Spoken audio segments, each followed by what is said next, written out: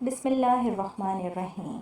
السلام علیکم دوستو، کیا آپ جانتے ہیں کہ مور کو جنت سے کیوں نکالا گیا؟ مور جتنا اب خوبصورت ہے اس سے کئی زیادہ جنت میں خوبصورت تھا۔ مور کی خوبصورتی پہ سبھی پرندے فدا تھے، لیکن ان سب خوبیوں کے باوجود مور سے ایسی کون سی خطا ہو گئی تھی جس سے اللہ تبارک و تعالیٰ نے مور کو جنت سے نکال دیا۔ اللہ تبارک و تعالیٰ نے جب حضرت آدم علیہ السلام اور اماں حوا کو پیدا فرمایا، اس کے بعد ان کو جنت میں بھیج دیا۔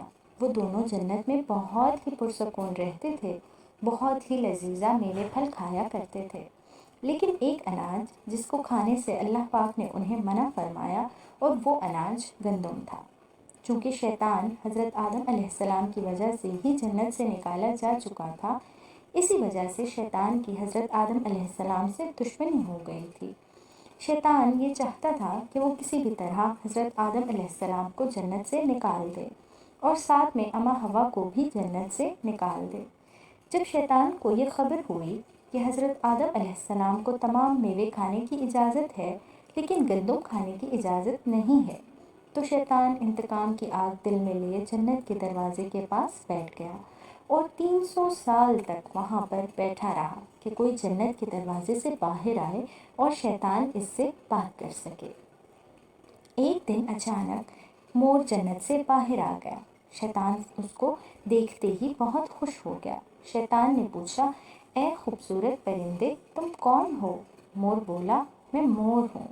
اب تم اپنا تعارف کرواؤ۔ شیطان نے جواب دیا کہ میں عالم قروبیہ کا ایک فرشتہ ہوں، میں اللہ پاک کی عبادت سے ایک پل بھی غافل نہیں ہوں۔ میں چاہتا ہوں کہ میں جنت میں جاؤں، وہاں کی نعمتوں کا اپنی آنکھوں سے مشاہدہ کروں۔ شیطان مور سے کہنے لگا کہ تم مجھے جنت کے اندر لے جاؤ، میں تمہیں 3 ایسی باتیں بتاؤں گا جس سے تمہیں اپنی زندگی حاصل ہو جائے گی، تمہیں بڑھاپا اور بیماری نہیں آئے گی، تم ہمیشہ جنت میں ہی رہو گے۔ شیطان کی یہ باتیں سن کر لالچ میں آ کر مور نے کہا کہ مجھ میں تو اتنی طاقت نہیں ہے کہ میں تمہیں جنت کے اندر لے جاؤں، لیکن ایک سانپ میرا دوست ہے، وہ شاید تمہاری مدد کر سکے۔ یہ کہہ کر مور سانپ کے پاس آیا، اس کو ساری بات بتائی۔ سانپ بھی شیطان کی باتوں سے بہت خوش ہو گیا، پھر شیطان کو اپنے منہ میں چھپا کے جنت میں داخل ہو گیا، اور یوں شیطان اپنی چال میں کامیاب ہو گیا۔ جنت کے تمام نگہبانوں کو یہ معلوم تھا کہ شیطان یہ چال چل رہا ہے اور جنت میں داخل ہو چکا ہے۔ فرشتے شیطان کو جنت سے نکالنے لگے، تب ہی اللہ پاک کا حکم ہوا کہ اس کو ابھی تک جنت میں رہنے دیا جائے۔ وہ فرشتے اللہ تبارک و تعالیٰ کے حکم سے رک گئے۔ شاید یہ حضرت آدم علیہ السلام کا امتحان تھا۔ شیطان حضرت آدم علیہ السلام کے پاس اور اماں حوا کے پاس جا کر اپنی محبت کا اظہار کرنے لگا۔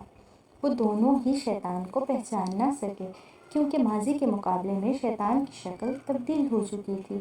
شیطان کہنے لگا کہ میں چاہتا ہوں کہ آپ دونوں ہمیشہ جنت میں اسی طرح زندگی گزاریں، ہمیشہ خوش رہیں۔